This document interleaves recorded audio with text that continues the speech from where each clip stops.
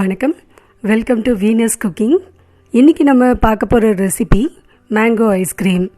ரொம்பவே டேஸ்டியான இந்த ஐஸ்கிரீம் ரெசிப்பியை ஈஸியாக வீட்டில் எப்படி பண்ணுறதுன்னு பார்க்கலாம் வாங்க. இதுக்கு முதல்ல தோல் நீக்கிய மாம்பழம், எந்த மாம்பழ வகையாகவும் இருக்கலாம், தோல் நீக்கிட்டு 1 கப் அளவுக்கு எடுத்து வச்சுக்கலாம்.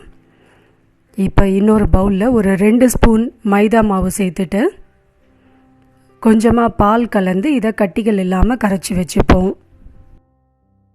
இதை நீங்கள் மைதா மாவும் சேர்த்துக்கலாம், இல்லைன்னா கார்ன்ஃப்ளவர் மாவு இருந்தாலும் அதையும் சேர்த்துக்கலாம். ஆனால் கட்டிகள் இல்லாமல் நல்லா இந்த மாதிரி நீர்க்க கரைச்சி வச்சுக்கணும். இப்போ ஒரு அடிகனமான பாத்திரத்தில் நான் ஃபுல் க்ரீம் மில்க் தான் எடுத்திருக்கேன்.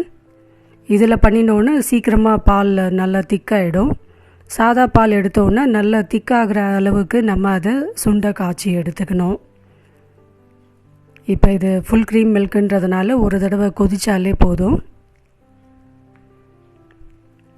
பால் அடிப்பிடிக்காமல் இருக்கிறதுக்காக இது மாதிரி மரக்கரண்டியை விட்டு பாலை நல்லா கொதிக்க விட்டுட்டு ஒரு 5 ஸ்பூன் சர்க்கரையை இது கூட சேர்த்துப்போம். மாம்பழத்தோட ஸ்வீட்னஸை பொறுத்து சர்க்கரை சேர்த்துக்கோங்க. மாம்பழம் நல்லா ஸ்வீட்டாக இருந்ததுன்னா 5 ஸ்பூன் போதும். கொஞ்சம் புளிப்பு இருக்கா மாதிரி இருந்ததுன்னா அதிகமாக சர்க்கரை சேர்த்துக்கோங்க. இது சர்க்கரை நல்லா கரைஞ்ச பிறகு நம்ம கலந்து வச்சுருக்க மைதா மாவையும் இது கூட சேர்த்து நல்லா அடிப்பிடிக்காமல் கிளறி விட்டுடுவோம்.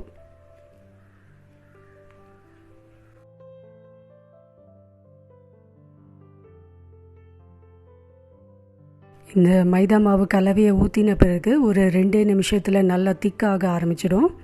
அடுப்பு மட்டும் லோ ஃப்ளேம்லேயே வச்சு நல்லா அடிப்பிடிக்காமல் கிளறி விட்டுடுங்க.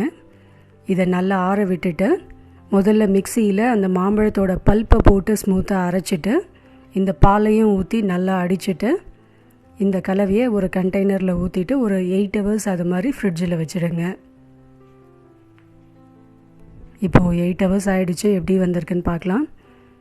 ரொம்பவே டேஸ்டியான நம்மளோட மேங்கோ ஐஸ்கிரீம் ரெடி ஆகிடுச்சு.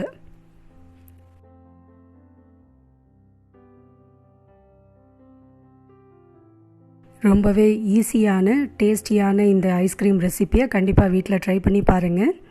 ட்ரை பண்ணி பார்த்துட்டு உங்களோட கமெண்ட்ஸை நம்ம கூட ஷேர் பண்ணுங்கள். தேங்க்யூ.